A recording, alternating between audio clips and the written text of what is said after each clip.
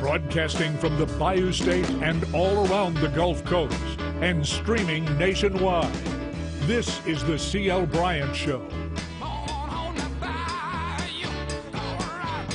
Good evening, everybody, and welcome to the C.L. Bryant Show. I am C.L. Bryant, and I want to thank each and every one of you for joining us here this evening. Emanating the show emanates from the jeweled cities of the Arklatex, that's Shreveport and Bossier.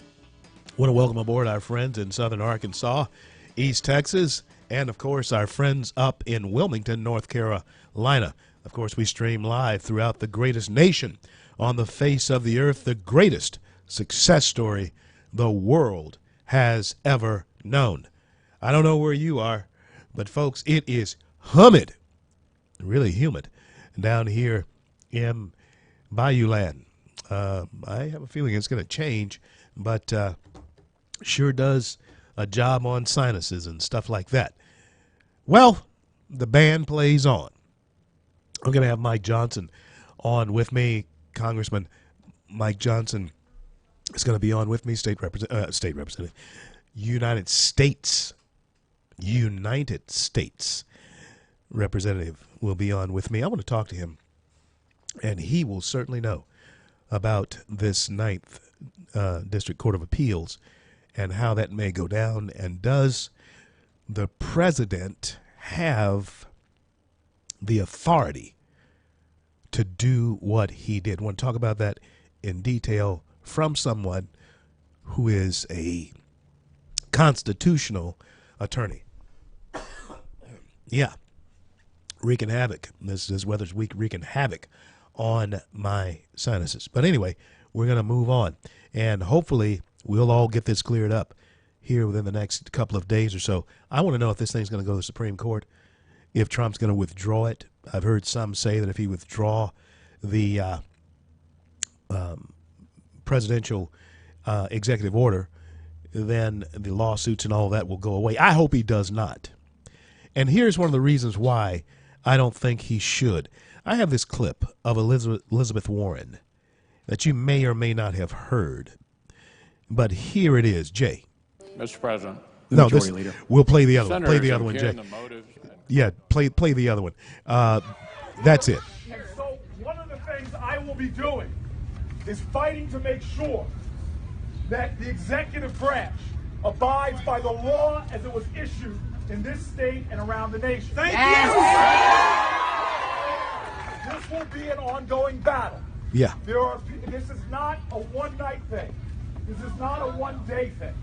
I am telling you right now what we are up against, what we've seen in the first 8 days of the Trump administration, is that this is going to be a long, arduous, and tough fight. Okay. And let me tell you right now.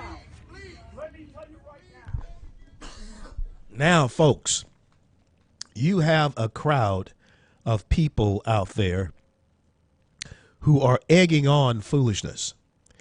And I'm going to present to you some ideas about what may be up with Cory Booker and Elizabeth Warren.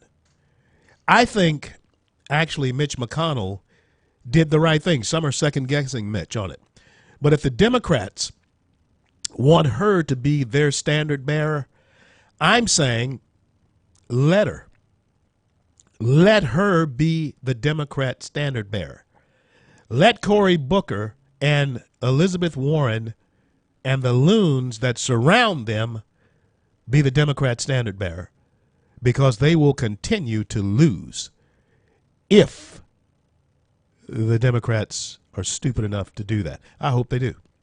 I hope they do. Anyway, we are facing perilous times.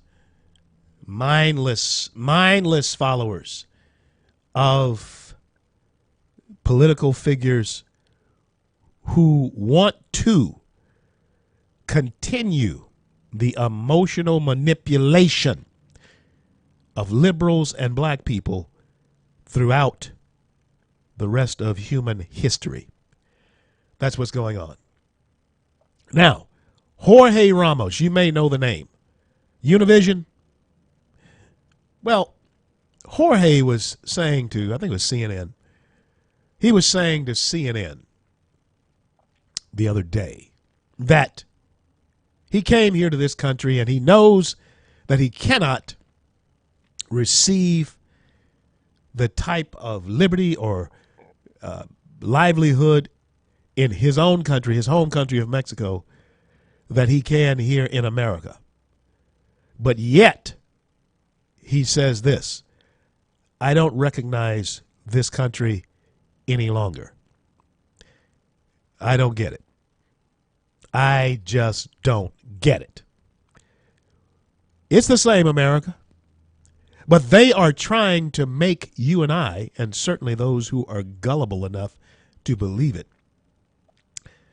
that something is different about the land of opportunity now that we have this president.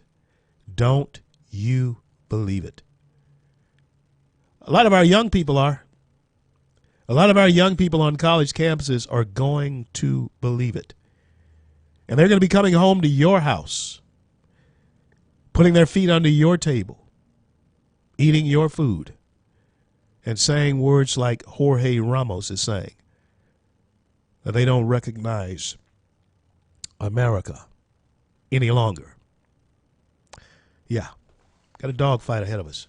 It is a dog fight that is ahead of us. This isn't going to get any better. Not anytime soon, anyway. But remain steadfast, unmovable, and I tell you something, we will abound. Again, we will once again abound in this country. There's no question about it. I was telling you about the American spirit yesterday and how on a football field we were able to see just how powerful a no-quit, can-do attitude can be. Wow. Got a lot more. Mike Johnson when we return. Don't go anywhere.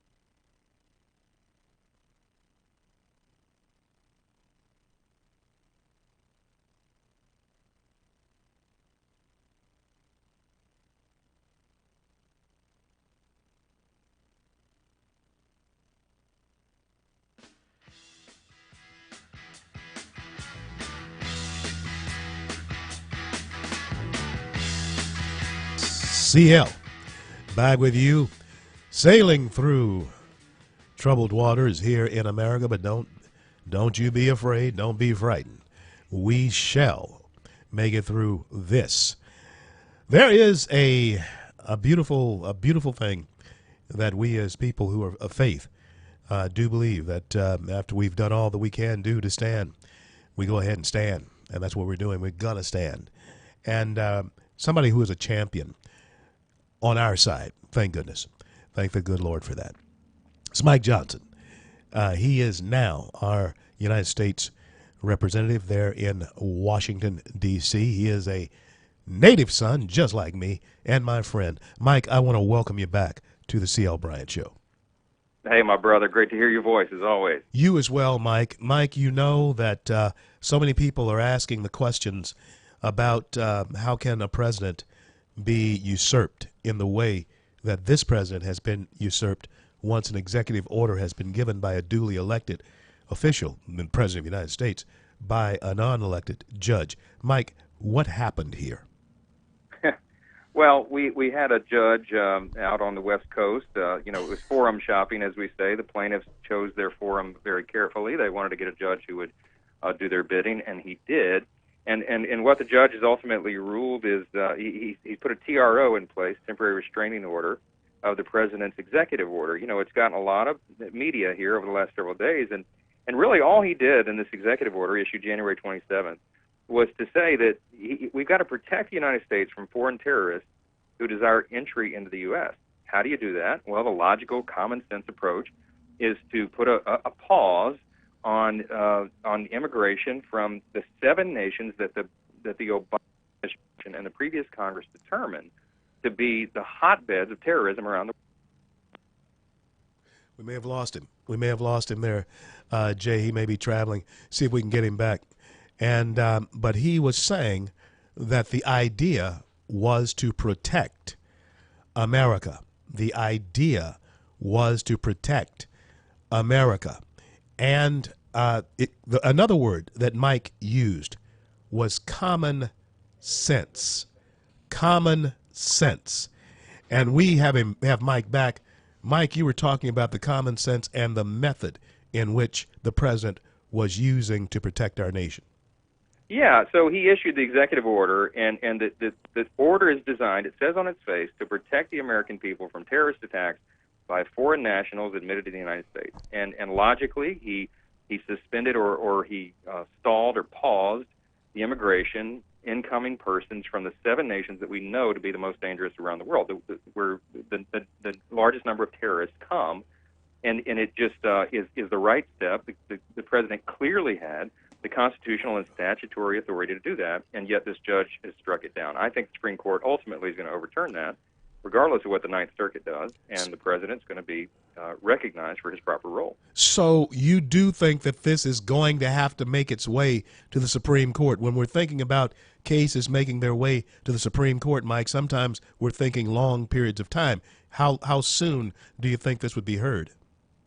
It's a very good question. We anticipate the appeals court ruling any time now. They indicated they would put it on what we might call the rocket docket to move this up the chain quickly, because it is widely recognized that it's of great national importance, and there are many lives literally on the line. So I think the Supreme Court will recognize that as well. I think they will take it up in short order, and I think we'll get a resolution on this very quickly.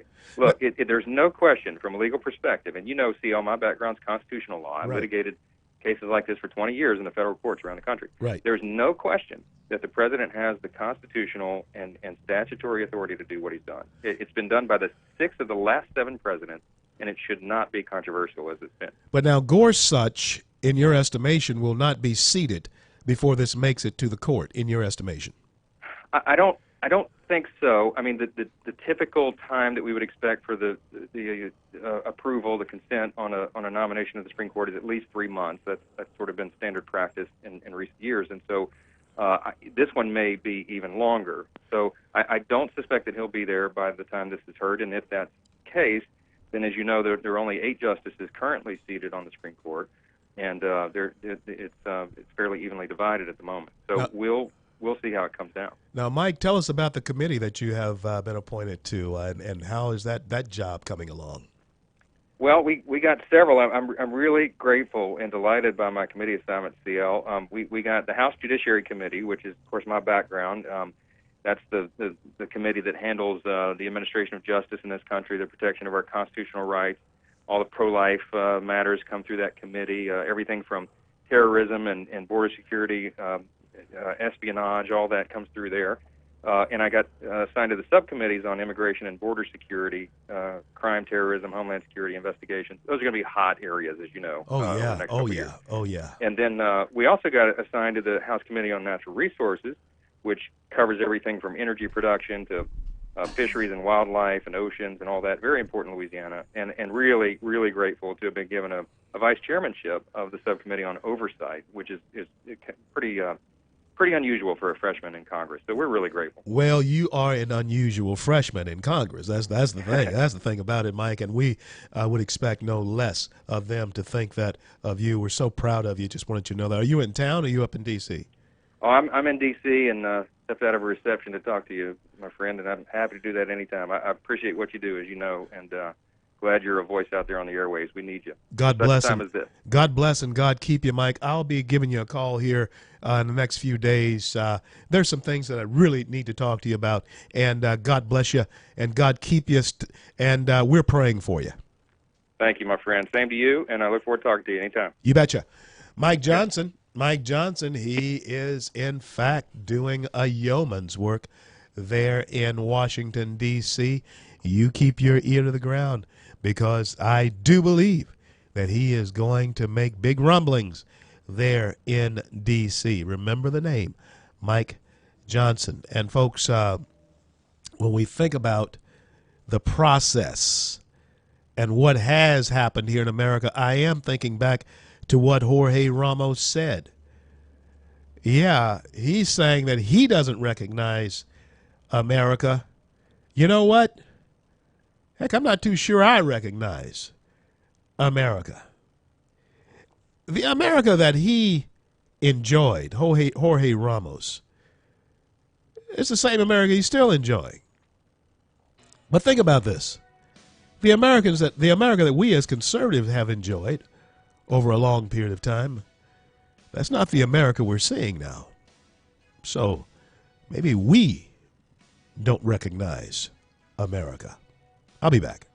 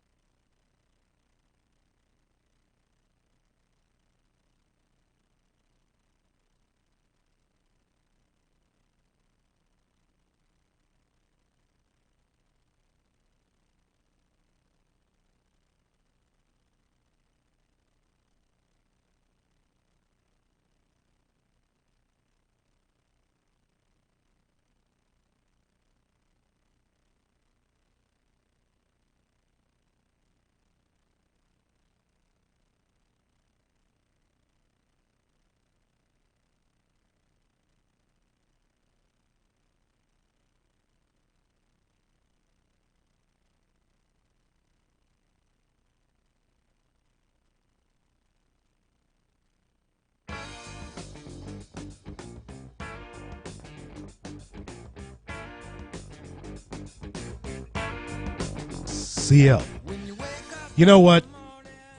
One of the arguments that the left is putting forth is that we are a nation that should feed people and be very gracious to people and give them a place to live when they don't have a place to live. Well, we do all of that. Same way as you do it individually, we do all of that. Yes, we do. But now, I want you to think about this. When you're feeding the hungry, and understand the context, pardon me, that I am saying this. When you're feeding the hungry, you don't necessarily have to feed them at your house. Did you hear me? There are many ways to feed the underprivileged, the hungry. There are many ways to house those who are homeless without bringing them to your home. And what America is doing now is bringing people into our home that we are not sure who they are. Cannot stress that enough. Yes, Jane and I have fed, I don't know how many people over the years. And the way we do it is through our church, civic organizations, through the community. And you do it. Sometimes you go down to where they are. And you do it. But you don't necessarily, although we have, bring people home with you. This is what liberals are wanting us to buy into. Is that we are not allowing now those who we have not vetted, those who we have not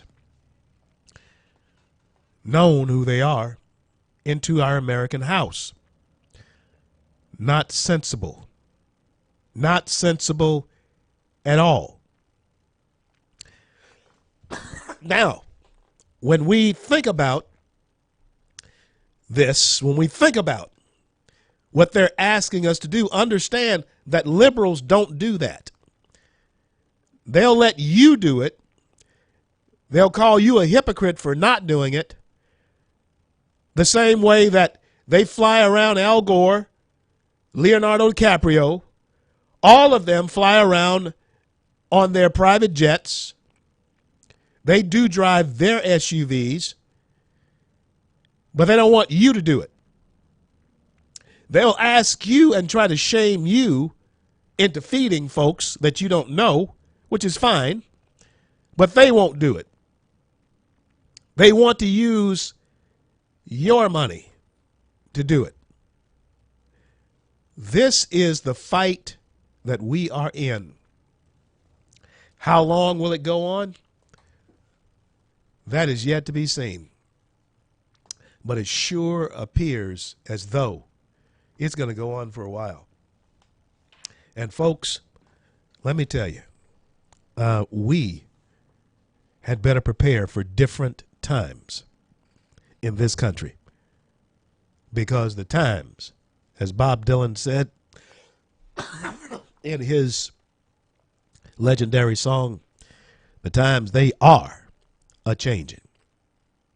There is no question about that. Well, coming up in the show, I'm going to have a gentleman on who is very much a part of the explanations that we need as far as the travel bans and so forth. His name is Justin Danoff. He's General Counsel for National Center for Public Policy and Research and Director of the Center's Free Enterprise Project. And then we're going to have Vincent Hill on with us a little bit later on, who is a police officer. And there is much that we need to talk about in these changing times of America. As we look on, you have a front row seat to history. Yeah, you do. A front row seat to history. The only question that we cannot answer is how long can a nation like ours, dedicated to a proposition that all of us are created equal and we all have a certain endowment, how long can we endure as the country that we once knew it to be? How long can it endure?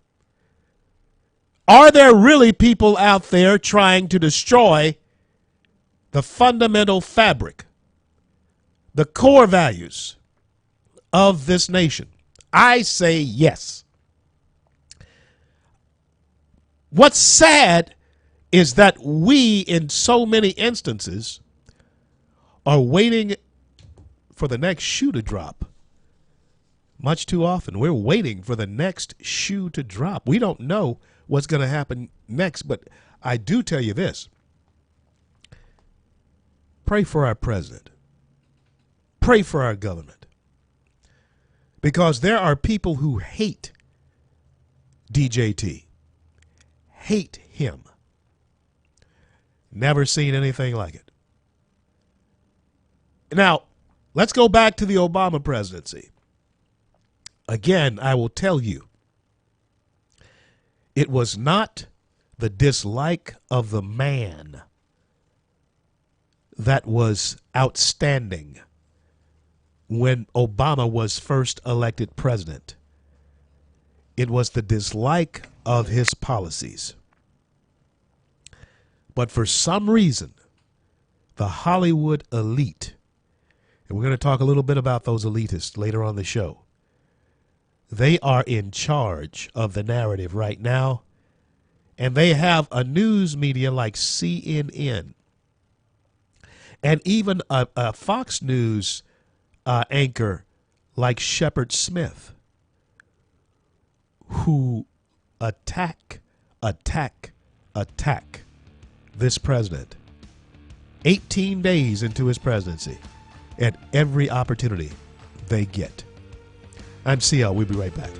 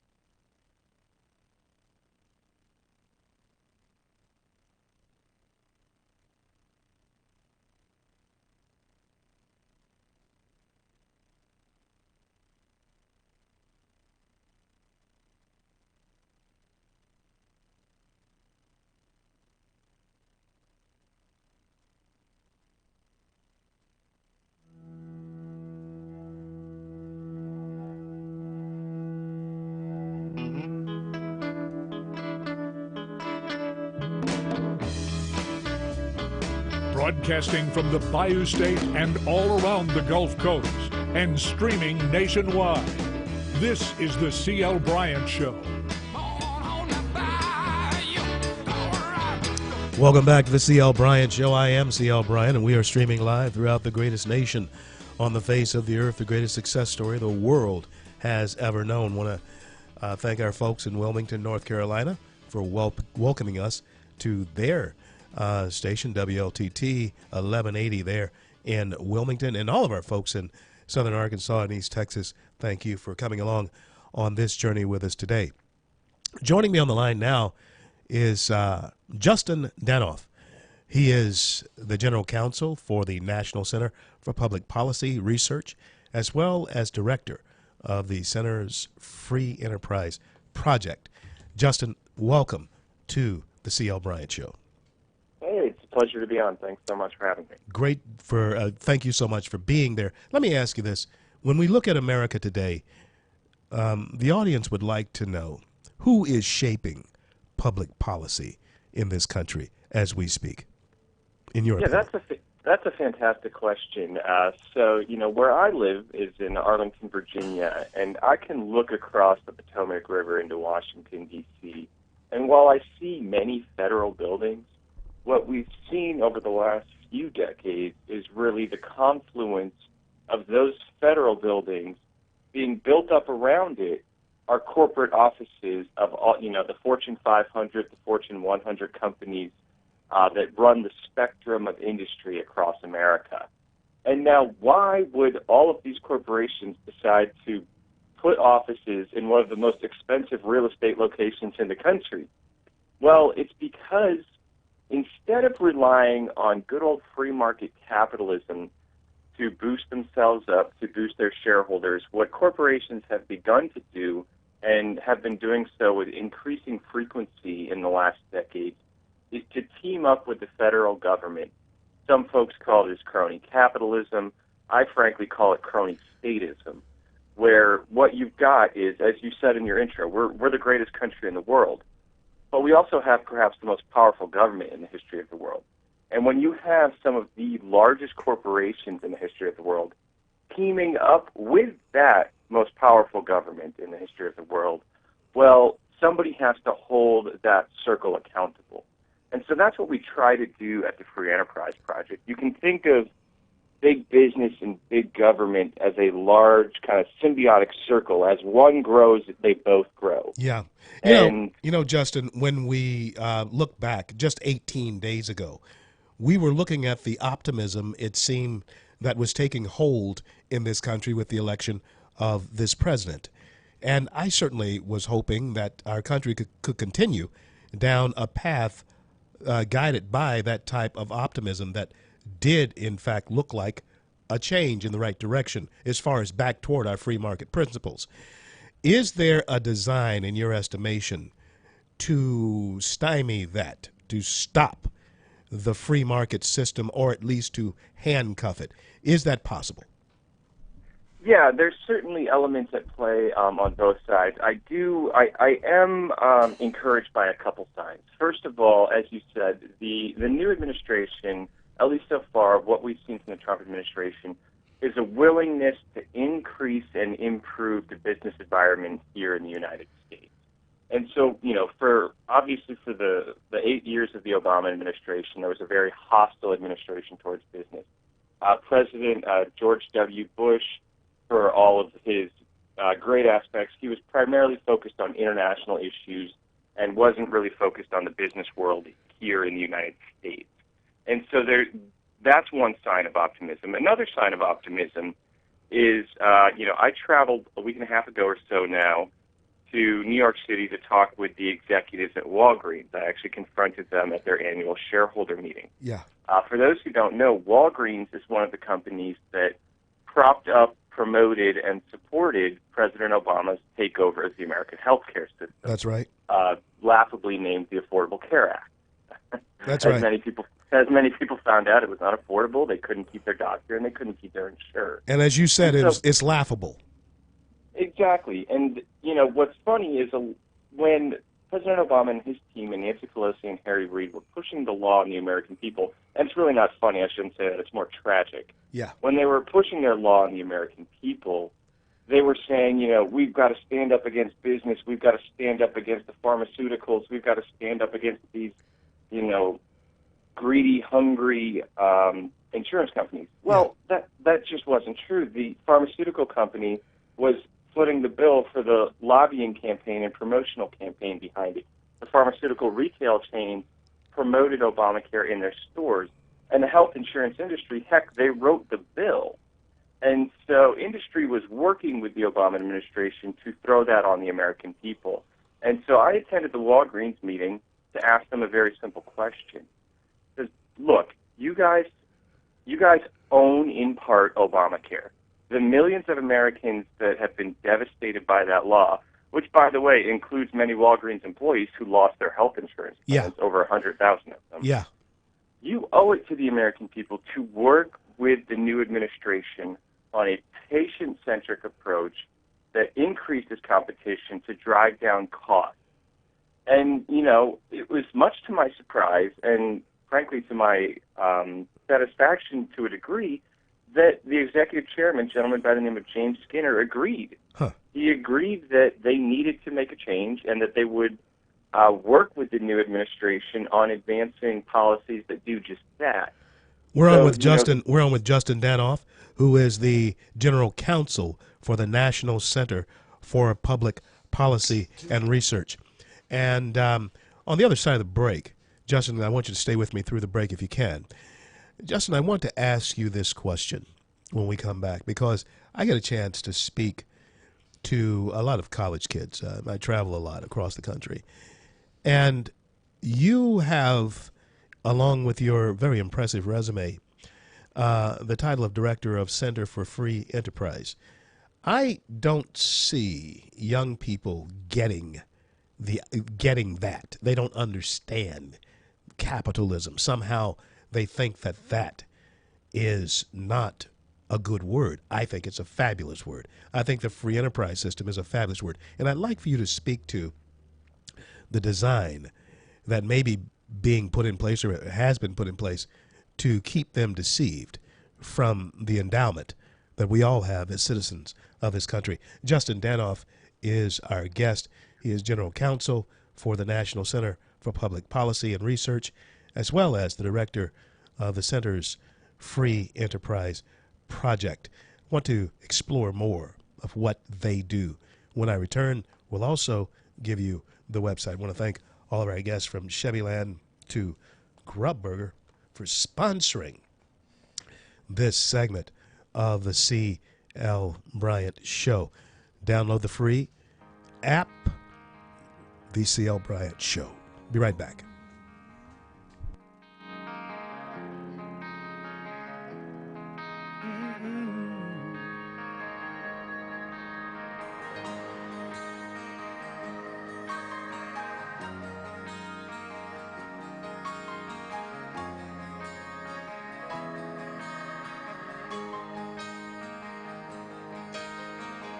We don't have no plastic LA friends, ain't on the edge of no popular trend, ain't never seen the inside of that magazine GQ.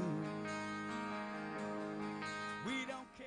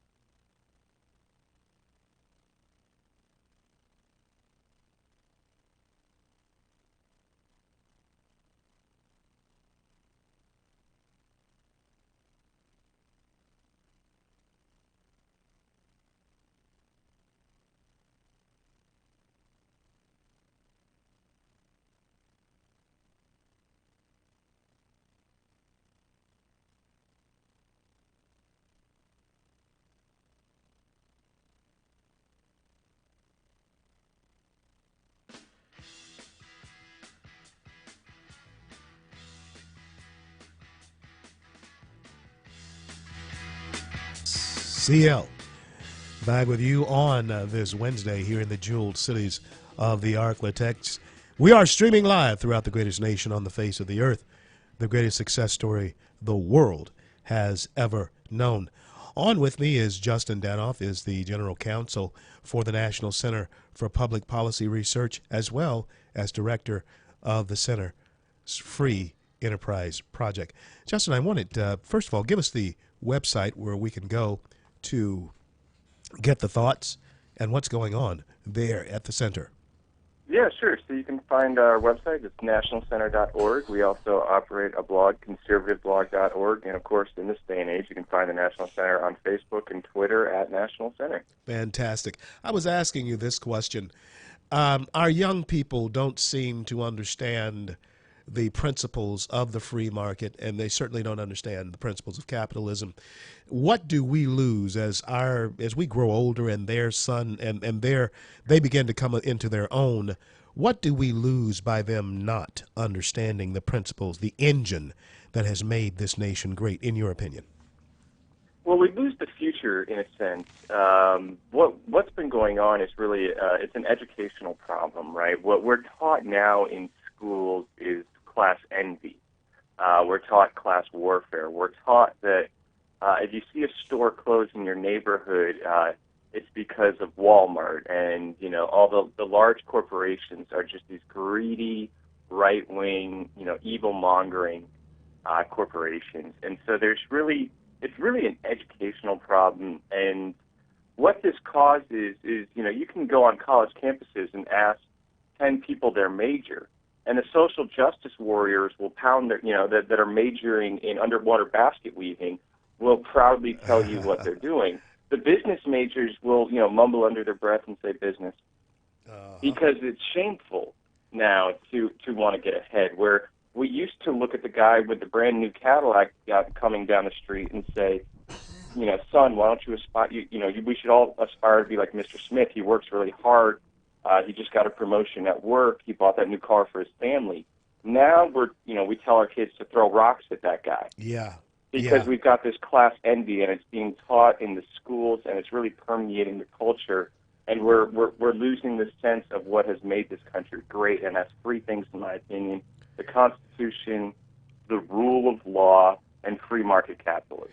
Is there an air of law and order that perhaps we haven't seen in so long, that we rail against it now that we're beginning to see it again? Because we've been in darkness in this country for at least 8 years, and I think it actually began at the very last 2 years of the Bush administration, or maybe even before then.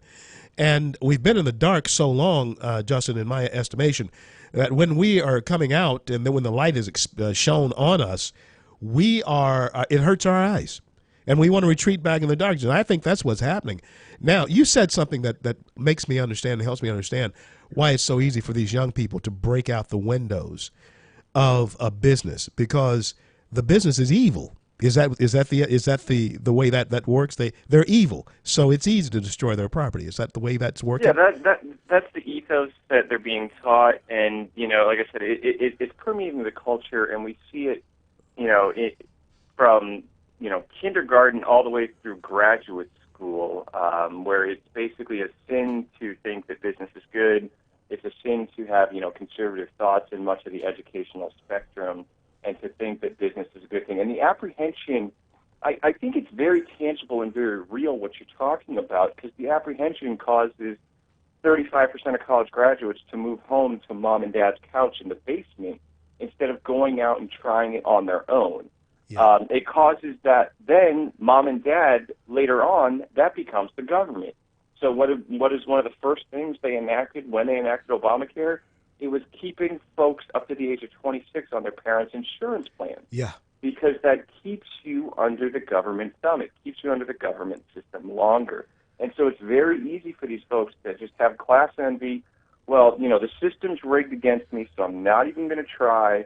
And then once you have that mindset creep in, it's very easy for the government to step in the shoes of mom and dad and be the mom and dad. And that's what we're seeing these days. Give us the website one more time. I got to have you back on because, man, there is a lot that I would like to explore your brain. I'd like to explore with you.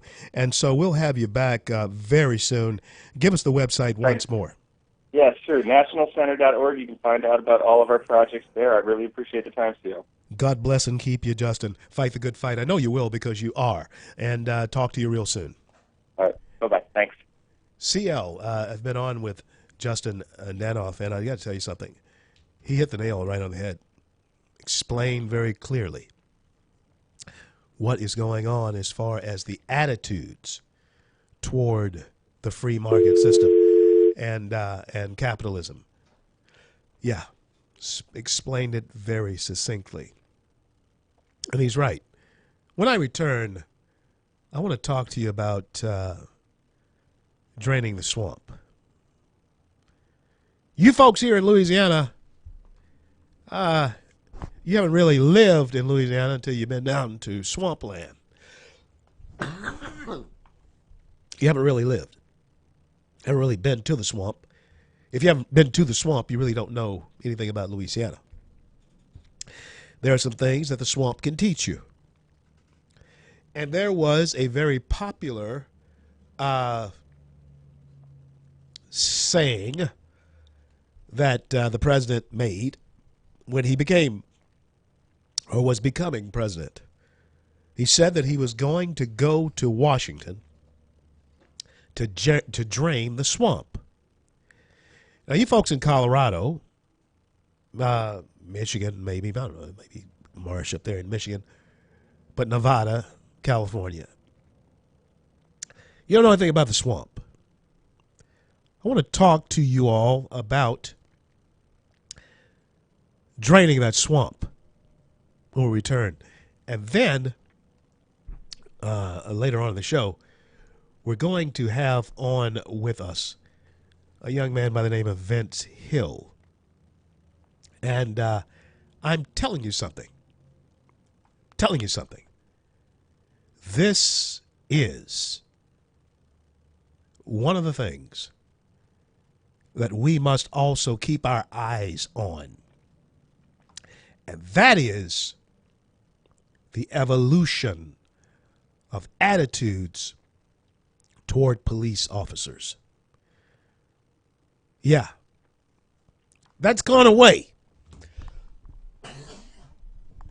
We had not actually looked at this for a while because we've been caught up in the presidential election. But the nastiness is still out there. We'll talk to Vince Hill about it in just a little bit. I'll be back.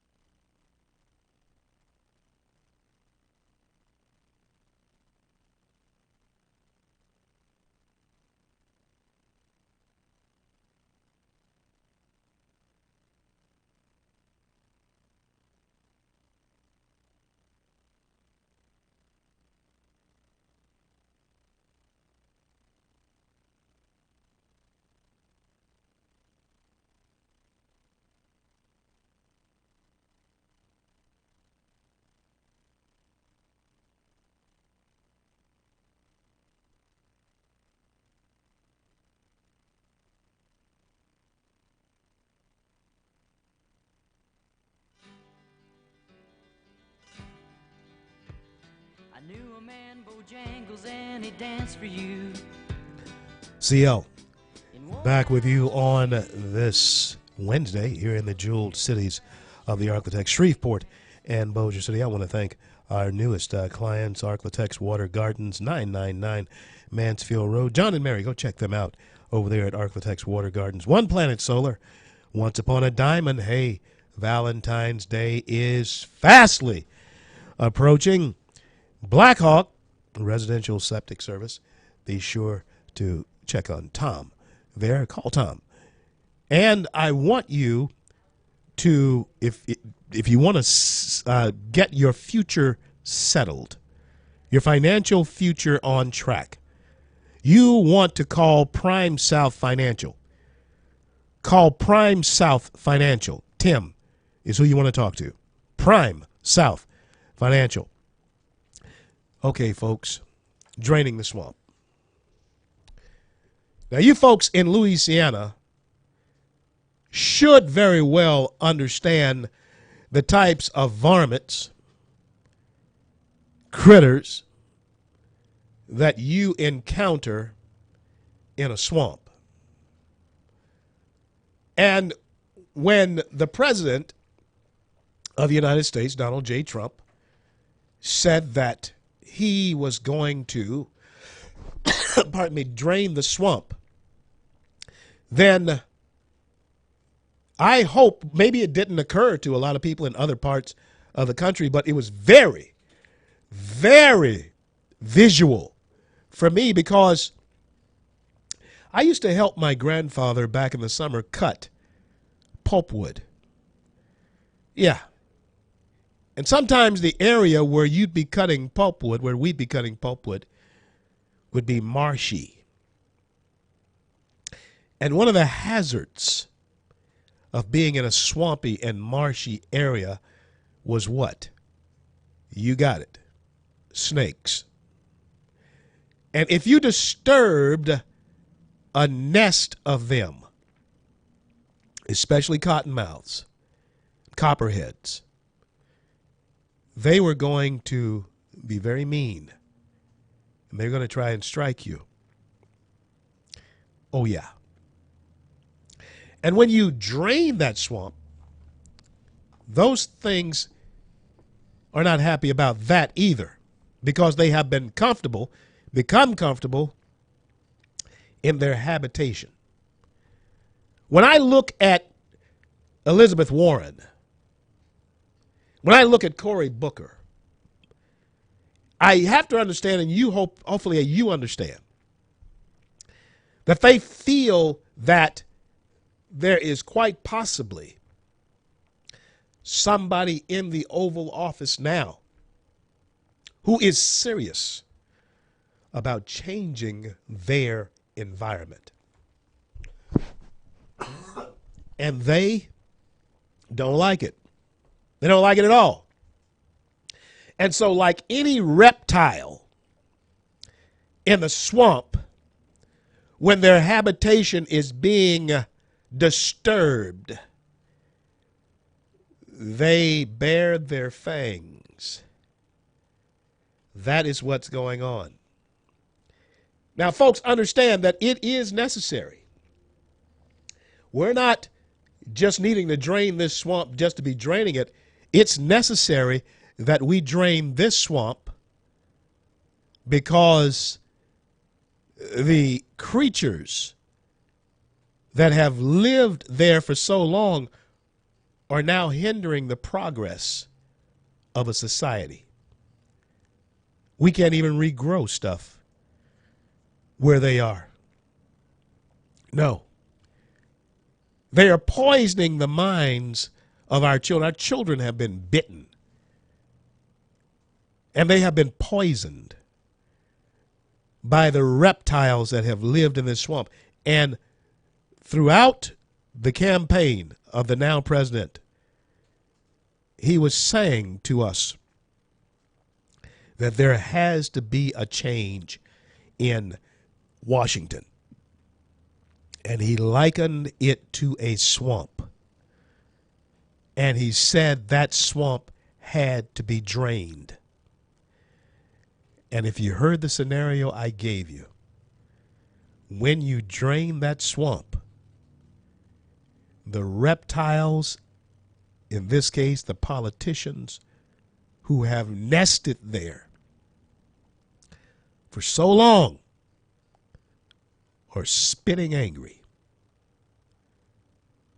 That's why they're wanting to mobilize every other reptile, especially the reptiles in the news media, because that swamp needs draining too. They want to mobilize them in order to drive those who would clear it up. Because that's what we were doing when we went in to cut down pulpwood trees. We'd leave the land clear. We'd push up the debris and burn it so that we could replant. That's what is necessary in America today.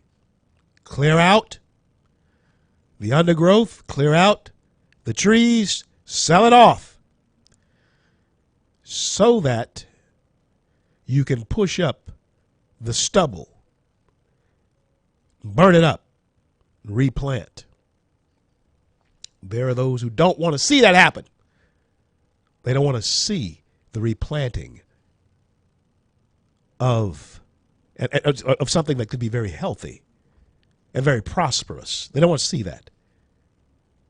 So the warning, and I've solicited your prayers for the president because he is trying to drain this swamp.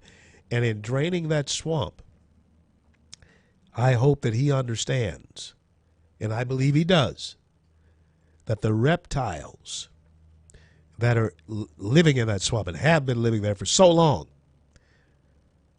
are going to try to bite him. They are certainly going to try and do it.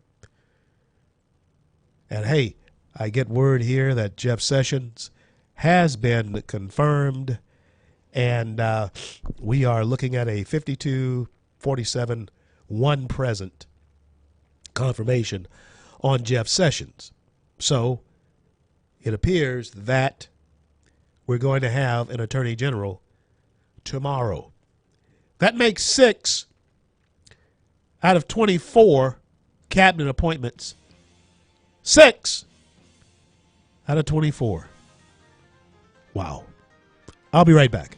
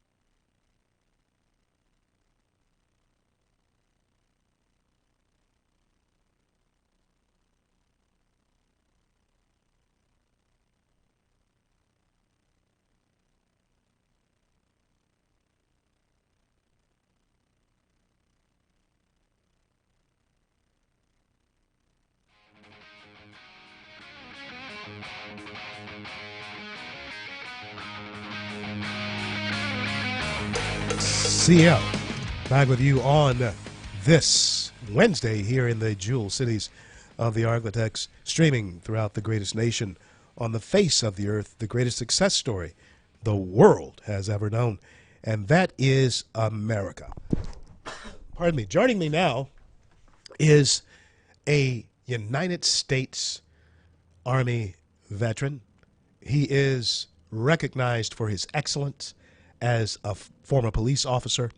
He is the host of a podcast that is quickly gaining great traction in the podcast arena. It is called Beyond the Badge. He's been on our show before, and I want to welcome back to the show Vincent Hill. Vincent, thank you so much for being there. Pleasure. You know, when I was listening to you, I was like, wait, who's he talking about? Oh, talking about me. That's you, man. Well, I certainly do appreciate all that you have done in your career. Very wonderful body of work that you have here. Tell us about Beyond the Badge. Tell us about that. What is that, the format? Yeah, so Beyond the Badge is a weekly podcast where I come on and I talk about police issues from a police point of view, because, you know, for the last few years, mainstream media has just bashed police, and a lot of organizations have bashed police, not actually knowing what police do and go through every day. So I decided to start that podcast a little over a year ago, and it's growing actually quite fast. There's a lot of people that love to hear my point of view of what's really going on. And I tell the story very unbiased, but I just tell the truth.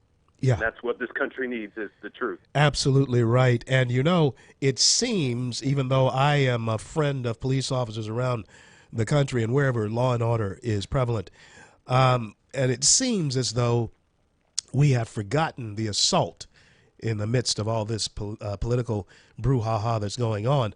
We have forgotten the assault that was being launched against our men and women in blue. But you are very much familiar with that. Tell me, is the tide turning in this country, or is it getting worse, in your opinion? You know, CL, it's interesting. I think it definitely was on the verge of getting much worse.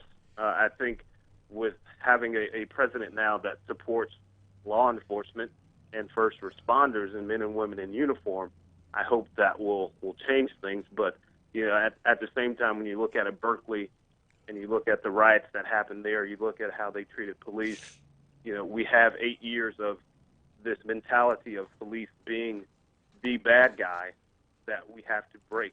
It's going to take a lot to break that. Our young people don't seem to understand what is meant by law and order. They don't even understand the importance of law and order. And Vincent, it seems as though there might be some kind of design to keep them in this mode of thinking. The progressive liberals want us to think that law and order is a code word for you as a former police officer to go get some minority kid or some poor kid and throw him against the wall. When we talk about law and order, when you talk about law and order, what are we talking about? I mean, law and order is what it is. I mean, when Trump took office, one of the very first things he did was put out his support to law enforcement. And in that, he said supporting law enforcement means allowing people to walk down the street safely, allowing a mother to walk down the street safely, an old man at the bus stop. And when you look at a city like Chicago, who has had no law and order, especially for the last 8 years, look at Dwayne Wade's sister, or his cousin, who was killed walking down the street. So everything that President Trump is talking about is what we need in this country. You look at a 9-year-old in Chicago, and Trump talked about this in his support for law enforcement. A kid walking home from school killed for no reason, and that happened in Chicago. So this is the stuff the country needs, but I think everyone was so mixed up with Trump's a racist, and we're going from a black president to a white president, we're going back in race relations, that they think law and order means, okay, it's all about the white person, and nobody else matters. But that is not what law and order means. When we look at the sad state of affairs in Chicago and the murders, the black-on-black crimes, the gang violence that is there, but yet you have progressive liberals attacking this president who is for law and order, it seems as though the common sense of that, Vincent, just doesn't register. It's what you just said. It's common sense for our wives, our children, to be able to walk down the street, an old man to be at a bus stop, sitting in your home. Home invasions Right. are still going on. Why are we not seeing the common sense in that? Why haven't they addressed Chicago? Chicago seems to be a design of some sort. Not a conspiracy theorist, but it Yep. does seem to be some type of design. How do you say? No, and I agree, CL. And speaking of Chicago, and it was a big uproar that Trump said he was going to send the feds into Chicago. Again, something that was totally misunderstood. People just thought tanks and National Guard. But here's the thing: for the last 8 years, Obama sent the DOJ to Ferguson. They sent them to Baltimore. That cost thousands upon thousands of dollars for the DOJ, the feds, to investigate the police. All the while, no one was investigating the true issue of what causes police to come into the community, which is crime. So for the last 8 years, while we were hearing about police reform, no one has been focusing on the true issue at hand, crime reform. And now that Trump is saying, oh, I'm going to send the feds to Chicago, when you have more people dying in your city than have died in the Iraqi war, there's a huge problem there. And obviously, if the local police can't fix it, if the local politicians can't fix it, then why not send the federal government in there to give them some ideas? Absolutely right, Vincent. Now, policing you see, and I'm sure you have seen the underbelly of society. I have police officer friends and who work deep nights, and while we're asleep in our beds, there are men and women out there who see the underbelly of society.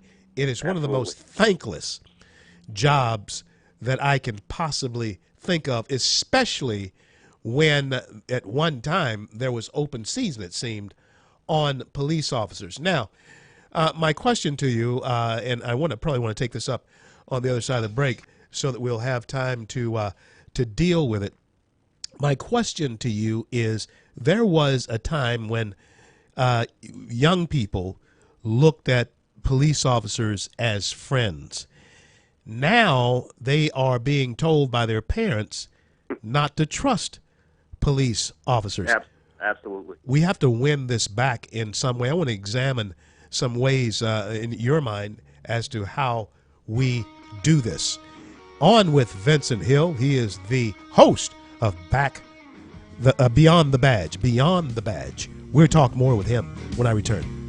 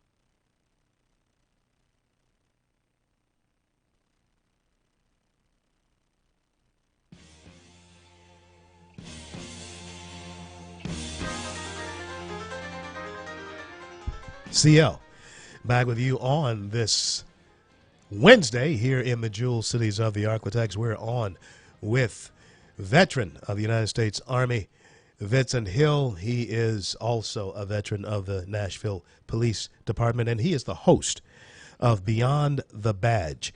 Vincent, give us your website. My website is listed on my Twitter, and you can follow me on Twitter at Vincent Hill TV, as in television, TV. It has my website and contact information there, CL. Vincent Hill TV, folks. Go there, check it out. Now, Vincent, young people are not being taught anymore to respect the badge, and they're not looking beyond it. What do we suffer if, in fact, we don't turn that around, in your estimation? Well, I think we see the results of what we're suffering right now. I mean, it's open season on cops. It's been that way. There's no respect for law enforcement. I mean, I dealt with it, unfortunately, a lot in the black community when I would go in, and I'd go into these homes on these calls, and, oh, don't talk to him. He's a bad guy. Don't talk to him. He's going to take you to jail. Don't do this. And a lot of it now, especially this day and age, is social media driven, right? Because someone sees a police officer having to use force, and they just automatically say it's racist without knowing all the facts. They watch a 30-second clip. Oh, it's racist. But let's talk about the 20 minutes that led up to the use of force. Let's talk about the suspect's resistance. So all of the stuff that we're seeing, no one's stepping into the community to say, hey, listen, this is how you deal with police. And I have a son. He's 15. I'm an ex-cop. Right. His grandfather's an ex-cop, retired cop. Right. But I teach him this is how you deal with police. Because at the end of the day, color has nothing to do with how police react to you, regardless of what people say. If you're resisting or if you're doing something you shouldn't, the police are going to react a certain way. So if you resist with force, guess what? The police are going to use force. That's the training. That's how the training is. Exactly. Right. And this is something, too, Vincent, that I don't think people understand because they skew the statistics. The actual engagement of police with civilians is not nearly as frequent as the progressive liberals would have us believe, is it? Right. Right. You're absolutely right. I'm sorry. Go ahead. Yeah. And when we see this false narrative that is playing out, and I'm glad that you said that the color of the skin does not have anything to do with the response of the officer. It is the reaction of the person who is being approached to the police officer that makes the difference in that situation. Yeah, and that's exactly what it's all about. Another thing that progressive mainstream media will have you believe is every contact with police is just violent. Well, on my show yesterday, I honored an officer I personally knew, Nashville Police Department, drowned last Thursday attempting to save someone that was suicidal. Wow. He went underwater and never came back up. He was in the water for about 4 hours. Wow. And 98% of police interaction is that type of interaction. Eric Mumau was one of the best officers Nashville Police had ever had. He was on 18 years. He won the Life-Saving Award. He won so many awards just for going above and beyond, doing stuff he didn't have to do, and the average officer probably wouldn't have done. Right. But that was Eric. Right. And that's what policing is. But unfortunately, society's been brainwashed to think it's something else. Those stories, Vincent, we never hear. The progressive liberal media, not even Fox, play up those types of stories. It's only when someone's beaten or shot that we hear anything about police officers and their duty. But we forget countless times a day police officers run towards danger when we are running away. We have seen that over and over, and that's the way you're trained as well. Yeah, and we saw it in Dallas at a BLM protest movement. When the shooting started, it was the Dallas police, the same ones that were getting called names and everything else, that ran to danger. And 5 of those officers didn't make it home that night. Wow. But people forget that is what policing is about. It's not about going into the black community and pulling over cars allegedly for no reason and taking people to jail and all of this other stuff. That's not what it's about, because at the end of the day, there's one thing that brings police to a scene: crime. Yeah. If there's no crime, police won't be there. Yeah. And if you don't want them to show up, don't do the crime. Don't Right. do the crime, because they certainly have better things to do, believe me, than come into your neighborhood. But I'll tell you something that bothers me, Vincent. When we look at places like Chicago, things can become so rough that grandma, who's trapped in those violent areas, many times she's scared. Grandpa's scared. And it's the criminals that we have to bring into check. Is that right? Yeah, absolutely. And those are the people that suffer the most. I mean, you can't walk down the street of Chicago without worrying about being robbed Wow. or shot. I mean, there was an older gentleman shot in his yard while he was watering the grass. Like, Wow. Wow. in this country, you should be able to stand in your yard and water your grass and not have to worry about someone walking up to you to rob you. That's amazing. Vincent Hill, I want to thank you for being on. We will have you back on real soon. It's been far too long. Listen, God bless you and God keep you, man. We'll talk Thank real you, soon. sir. Thank you. Always a pleasure. Thank you. We'll be back here in just a little bit with more, well, in the home stretch of the C.L. Bryant Show. Always great to talk to Vince Hill and any of our men and women in blue. Always great to talk to them. We forget, in the midst of all this political upheaval, that there's still a war on police officers happening in the streets of America. There is a grand design. I do believe, I'm going to talk a little bit about that when I return. There's a grand design to all of this. And if you look carefully, you watch closely, you can see the pieces beginning to fall into place. I'm CL. We'll be back in just a minute.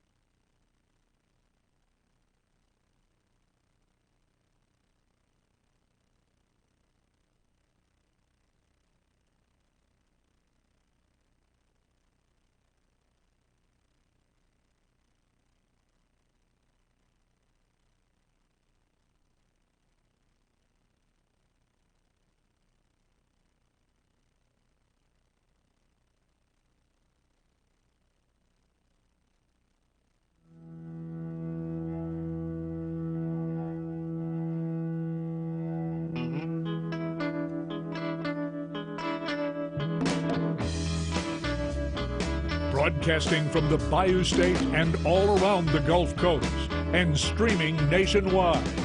This is the C.L. Bryant Show. CL, the home stretch here on this Wednesday, and thank each and every one of you for joining us here today, this evening, and all of you throughout the fruited plains of the great nation, which is our homeland, America. I guess the question is going to boil down to this, folks. Do we want to get well? And if you don't recognize that there is a sickness, I was just talking to Jay here in the studio, and I have to really play it safe these days, because every time I turn around these days, I'm running into somebody that has something. I was in South Carolina a couple of weeks ago, and that's the flu capital of the United States right now, South Carolina. I mean, people are dying of the flu there. And, of course, it's been much too long for this to be what that is.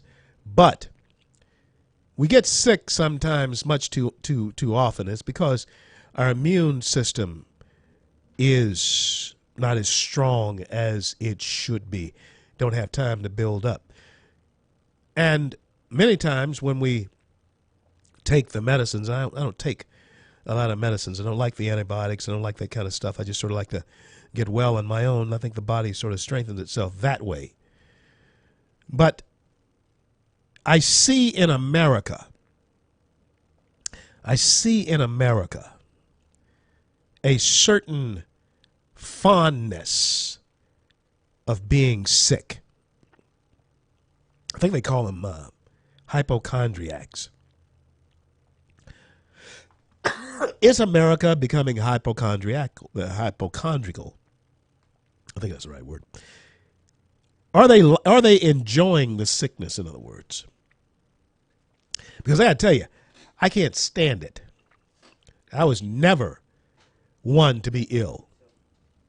But there is seemingly a faction of people who are embracing the American sickness, and it's diabolical. And so the question that we are going to have to ask ourselves, and it is a question that we are going to have to answer, America and Americans. Do we want to get well? Huh? That's the question. Do we want to get well? Because it does appear that we are wallowing in and reveling in the sick things that go on in this country. And folks, you got to understand that there is a diabolical illness. You see it. The only thing you have to do, we used to say, hey, you can tell how bad things are in this country, just turn on television and so forth. No, we were just talking to Vincent Hill. You can walk down your own street. Yeah. Thank God that there are still neighborhoods and so forth where you can. Well, you know what? That may be a fallacy these days. I don't know. I know that there are places that are very, Americana, very wholesome places where you do feel safe. But are we really? And is there a mechanism? Is there a design? I use that word a lot. Is there a design to orchestrate the chaos that's going on in the American community these days? Is there a design for that, to make you uneasy in your home, to steal the minds of your children away from what you have taught them? And then you got to take into account, folks, that this show is listened to mostly in age groups of 35 and up. So that begs this question. Once the 35-year-olds become 55-year-olds, and they're the last of those who have been embedded with American decency from the classrooms. I mean, that they did not get in the classrooms, but from their parents, not the classroom. Where do we go then? Is it realistic to even think that we can turn this around? I'm telling you, America needs Jesus. Oh, yeah. Might as well tell you. America needs Jesus. Do you want to get well? He asked that crippled man there at the pool of Bethesda. And that's the question that America has to answer now. Do you want to get well? There's an answer to it. And it's a question that Americans are going to have to answer for themselves. Do you want to get well? And so when we look at the outcome, and what's going on, we're going to have to answer the next question or the next statement that I'll make to you. When I return, I'm CL.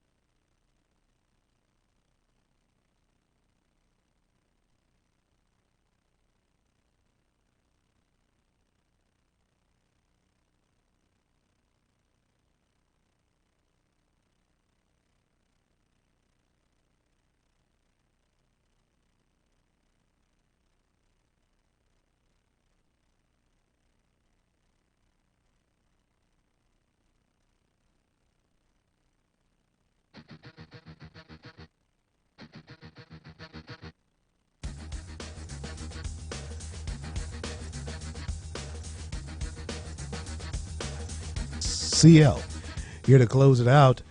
I'll take one or two of your calls before we hit the road tonight. 320-5335, 318-320-5335. On the line with me is Elizabeth Warren's dream voter, and that is Socialist Stephen. Socialist Stephen, thank you so much for being there. Brother, where you been? I haven't heard from you in a while. I made it. Things could not have been better. You love Elizabeth Warren, don't you? No, I love the way my kids played at baseball practice tonight. It was awesome. Oh, good for you. Do you coach? I do coach sometimes when I got time. Fantastic. I certainly hope you're coaching them to be good capitalists and enjoy the free market. Yes, and you got to have competition for a capitalist market. That's exactly right. There's winners and losers in that game, right? I'm sure, huh? Yeah, but when you got a Walmart funded by the Bank Street, by Wall Street, you can't compete with that. There is no competition. You're mad because their uniforms are better than yours. Is that right? No, I'm just trying to get you to see the light. But I got to tell you, CL, I'm going to give you a compliment. You are the best on the radio. I get to hear a little bit of Hannity and Limbaugh, but they're not doing as good a job of you of defending Trump as you are. Thank you, man. You're a great captain of a sinking ship. And that ship is just about to sail. That ship's about to sail. I'm over the election, and I finally agree with you. Tonight you said something I agree with. We need Jesus. We need Jesus. There's no question about that. We didn't put no Jesus in the White House, and nothing even close to it. No. He didn't. Jesus ain't coming on Air Force One. I can tell you that. Not right now. No. The one we had before was a little close. I like. He was close to Jesus. So he walked on water. Obama walked on water in front of you. He behaved and talked like Jesus. Oh, come on, Steve. Oh, yeah. You didn't like him, but that's normal for the world. They didn't like Jesus. Man, listen, Stephen, I told you before, unless you want me to take you seriously, there is no way that you're going to liken Barack Hussein Obama to Christ. There's no way.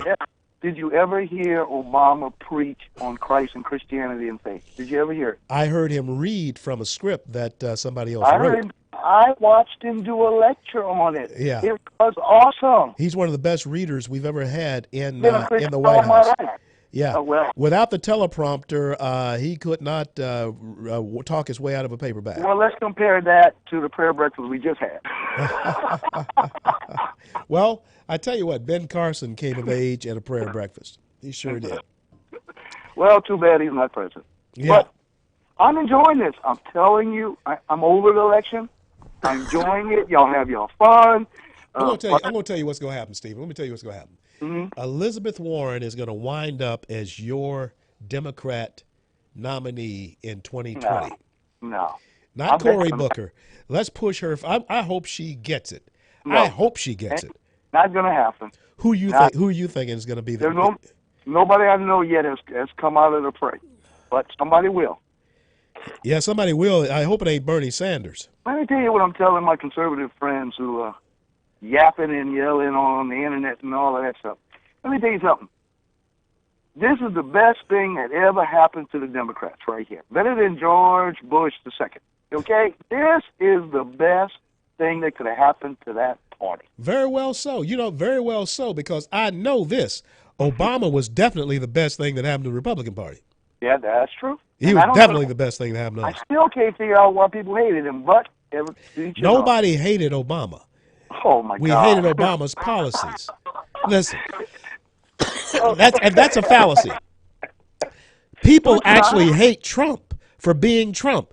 We did not like Obama's policy, but the man himself, people actually liked him. I can tell you, I've met him. People actually liked him. He is likable. And I've met Trump. Trump is very likable, but still people hate him. They didn't hate Obama. They really did not. You met him, but I cannot imagine Trump being likable. He is a very likable individual, and he's a very genuine individual. And there are story after story. There are stories after stories after stories of his generosity, and that's something I can't say about Obama. I'd like to ask his wife if she likes him. I don't think she likes him. I don't go there, man. See, we leave them out. We leave, and that's really bothering me, Stephen, that people are attacking his wife, his son, his She's daughters. not there. They're, You they're, don't want to be no part of this. She's we, a smart one. we never did that to the Obama girls. We never did that to Michelle, His unless wife, Michelle got involved in the conflict. his wife and kids were there the whole time. Yeah. There's a reason that woman ain't there. Yeah, well, And I don't blame her. well, no, the kid. Don't blame her. Barron has to finish school, and once he Oh, finishes yeah, school, yeah. they'll be in D.C. But anyway, skeptical Stephen. Stephen. God All bless, right. man. Talk to you soon. Bye now. Yeah, it takes all kinds. It takes all kinds, WJ. And I tell you what, Stephen is definitely one of a kind. And if you think that he is not Elizabeth Warren's best dream, you're out of your mind. She loves people like him. And I've never been able to decipher them or figure them out myself, but I certainly hope that we don't allow folks to start sinking into the pool of, and it's already happened. This comedian has already taken shots at Melania. Rosie O'Donnell already taken shots at Barron. And Nordstrom, Macy's, and not Sanger Harris, but Neiman and Marcus, pulling Ivanka's line because the employees don't like working around it. That's sick. I'll be back.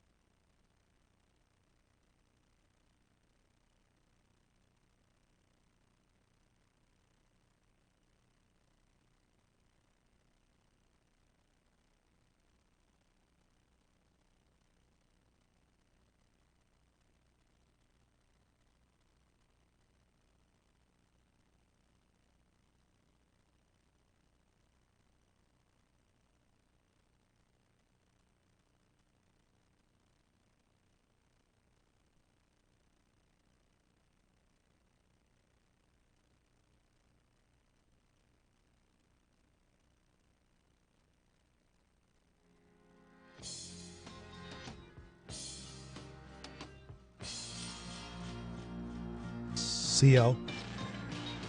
Here to close it out.